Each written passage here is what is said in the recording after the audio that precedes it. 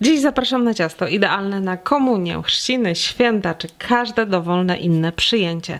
Najlepiej przygotować je 2 dni przed planowaną imprezą. Robi się je szybko i prosto, no i jest przepyszne. Łatwo się kroi, bez problemu zachowa świeżość, nawet przez kilka godzin na stole bez lodówki.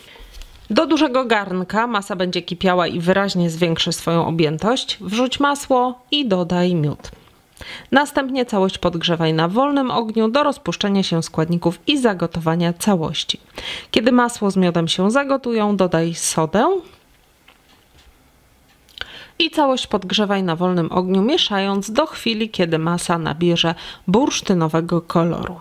Kiedy tak się stanie, zdejmij całość z ognia i wystudź do temperatury pokojowej. Aby przyspieszyć studzenie, zazwyczaj wylewam mieszankę na dużą plastikową tacę, rozsmarowując ją tak, aby powstała cienka warstwa. W takich warunkach po 10-15 minutach masa jest już gotowa do użycia, ale oczywiście możesz po prostu zostawić garnek do momentu, aż całość nabierze temperatury pokojowej i normalnie wystygnie. Kiedy masa już wystygnie, jajka, cukier, puder i szczyptę soli ubij na puszystą pianę na średnich obrotach miksera mniej więcej 10 minut. Do ubitej piany dodaj wystudzone masło z miodem i całość krótko wymieszaj. Następnie dodaj jeszcze przesianą mąkę i ponownie wymieszaj mikserem planetarnym na minimalnych obrotach, ale można też ręcznie, szpatułką albo trzepaczką. Gotowe ciasto przelej do przygotowanej blachy i równo rozprowadź, po czym od razu wstaw do nagrzanego piekarnika. Blat piecz przez 15 do maksymalnie 20 minut na drugim poziomie od dołu. U mnie dokładnie 17 minut był pieczony. Po upieczeniu od razu wyjmij ciasto z piekarnika i odstaw na chwilę, aby przestygło. Następnie boki oddziel od blachy, odmierz równo połówki i całość przekrój na pół. Połówki ułóż jedną na drugiej i wyrównując całość odetnij boki. Odcięte boki przydadzą się później do udekorowania wierzchu ciasta.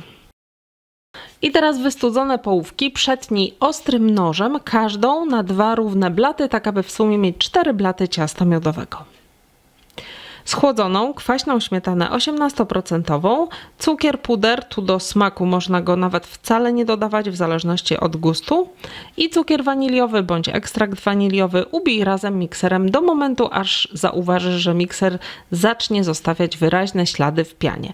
Śmietana 18% nie ubije się tak mocno jak 30 czy 36, więc nie przedłużaj jej ubijania ponad opisany stan, ponieważ to może ją zważyć. Następnie na pierwszym blacie ciasta rozsmaruj cienką warstwę kwaśnego dżemu bądź powideł.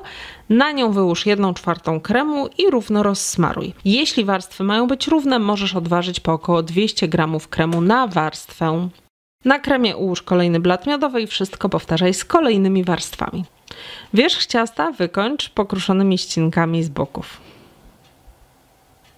Gotowe ciasto wstaw do lodówki na kilka godzin lub najlepiej na całą noc, ale oczywiście jeśli chcesz, możesz kroić nawet od razu. To ciasto nie musi odmiękać, ponieważ jest idealnie mięciutkie od razu po upieczeniu. A więcej sprawdzonych przepisów znajdziesz w moich książkach. W każdej z nich są najlepsze, sprawdzone również przez Was przepisy na ciasta i inne słodkie wypieki.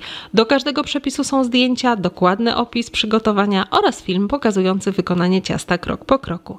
Kup pakiet już teraz w promocyjnej cenie na sklep.orchideli.com. Zapraszam.